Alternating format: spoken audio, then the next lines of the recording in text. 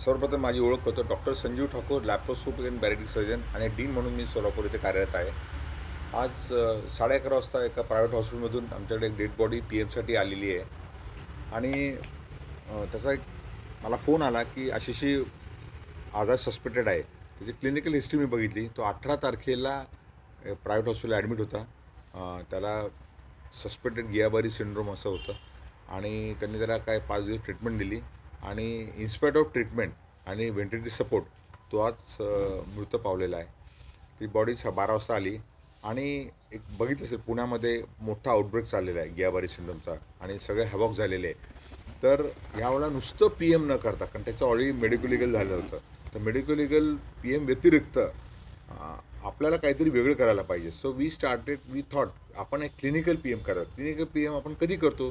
ज्या वेळेला आपल्याला रुग्णाचं मृत्यूचे एक्झॅक्ट कारण कळतं. त्यावेळेला आम्ही 2 लोकं मायक्रोबायोलॉजिस्ट आणि पॅथॉलॉजिस्टला इन्व्हॉल्व केलं आहे. मग 4 लोकांच्या टीमने ते पी एम केलं आणि त्याचे क्लिनिकल एक्झामिनेशन जे क्लिनिकलच्या तपासण्या होत्या किंवा त्याचे क्लिनिकल रिपोर्ट होते हॉस्पिटलचे ते, आणि त्यांनी त्या आफ्टर पी एम त्याचा तर समन्वय साधला आणि त्यांनी सांगितलं की प्रायमा फेसी त्यांना ते गियाबारी सिंड्रोममुळे डेथ झालेली वाटते.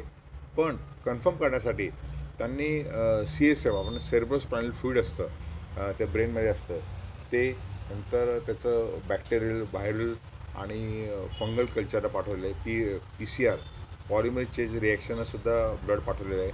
नंतर ब्रेन, हार्ट, किडनी, लंग आणि छोटा मेंदू आपण त्याला ब्रेनस्टेम असं म्हणतो आणि पेरिफेरल नर्व आपण साईड नर्वचे तुकडे काढून तपासायला पाठवले.